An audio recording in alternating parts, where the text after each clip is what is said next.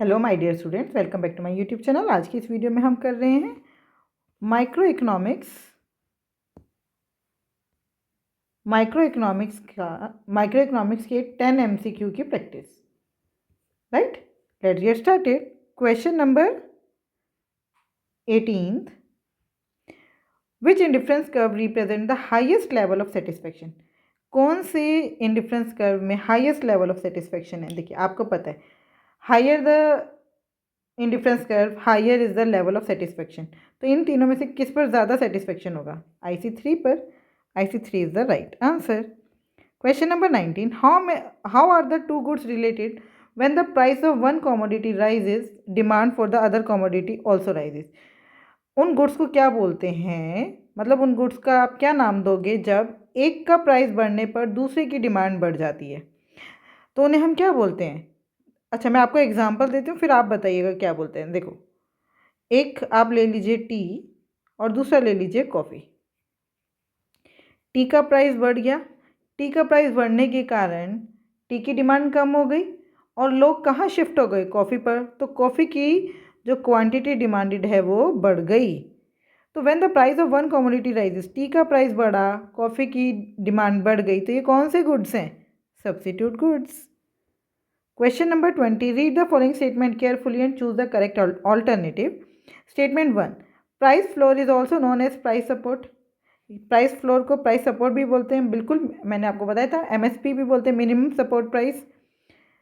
तो statement 1 is true. Statement 2, price floor supports a price from falling the certain level. देखो, price floor क्या करता है? ये बिल्कुल आपको क्या सपोर्ट कर देता है, इससे नीचे और प्राइस नहीं गिर सकता। याद आ रहा है? प्राइस सीलिंग क्या होता है? अपर लेवल, इससे ऊपर प्राइस नहीं जा सकता। प्राइस फ्लोर क्या करता है?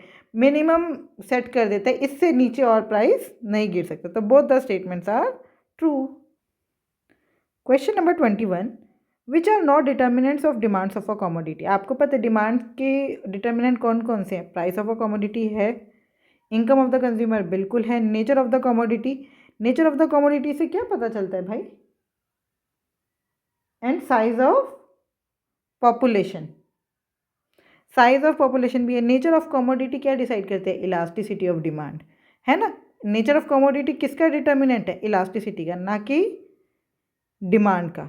तो B is the right answer. Question number 22, when marginal utility is zero total utility will be. अगर मार्जिनल यूटिलिटी जीरो है तो टोटल यूटिलिटी क्या होगी? देखो, जब मार्जिनल यूटिलिटी जीरो पर पहुंच गई तो टोटल यूटिलिटी मैक्सिमम होगी और उसके बाद गिरना शुरू हो जाएगी। When marginal utility is zero, total utility will be maximum. Question number 23, हमें क्या करनी है? इसमें मैचिंग करनी है। सप्लाई, सप्लाई क्या है? मैच करते हैं। सप्लाई का बोला स्टॉक और फ्लो कॉन्सेप्ट, तो भाई स्टॉक और फ्लो दोनों ही दे दिए भाई। Supply is a flow concept, right. तो फर्स्ट का एक बिल्कुल नहीं है।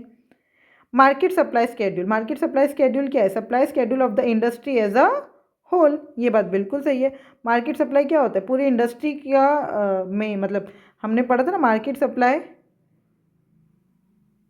Schedule of the industry as a whole.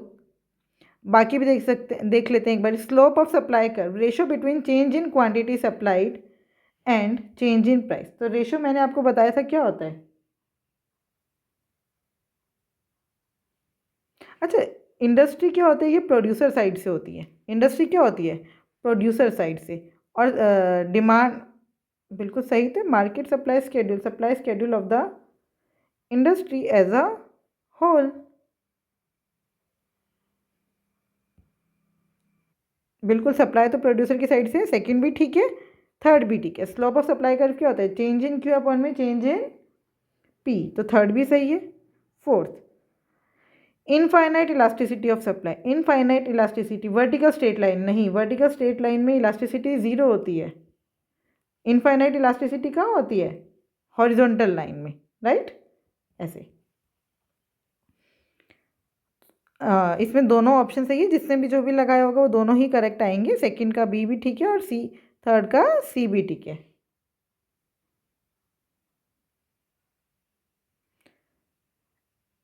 24th का statement 1, there are large number of buyers and few sellers in perfect competition market.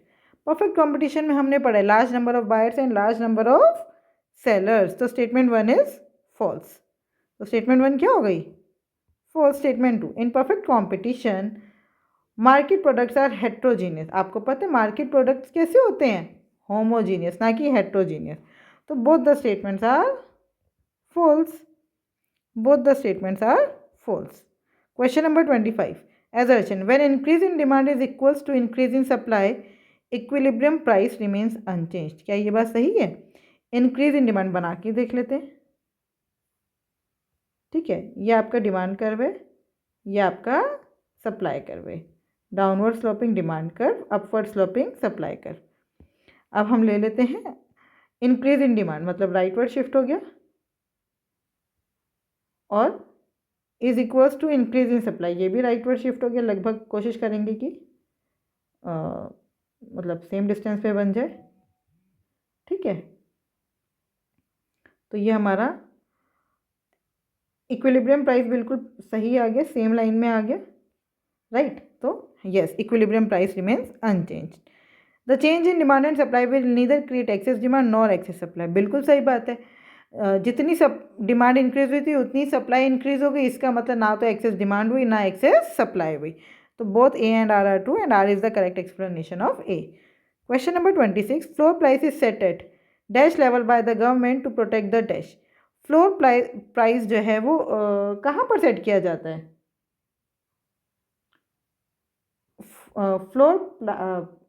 Floor price is set at dash level by the government to protect the dash. देखो floor price कहाँ पे set किया जाता है? At a level below the equilibrium, at a level, sorry, above the equilibrium, at a level above the equilibrium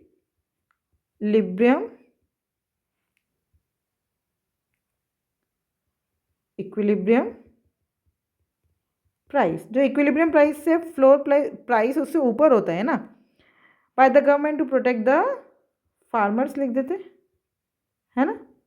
In perfect competition market, a firm is a price taker and a market is a price taker. Dash curve is horizontal straight line parallel to x-axis. Demand curve is horizontal straight line parallel to x-axis. Clear? I hope ये 10 questions आपको या market demand curve कह दो या firms demand curve कह दो, एक ही बात है।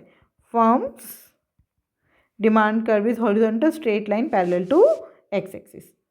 याद आ रहा है ना, हमने पढ़ा था ये। तो आई होप ये 10 क्वेश्चंस आपको क्लियरली समझ आए होंगे। फिर भी कोई डाउट है तो आप कमेंट बॉक्स में मुझसे पूछ सकते हैं। Thank you, keep learning, keep practising.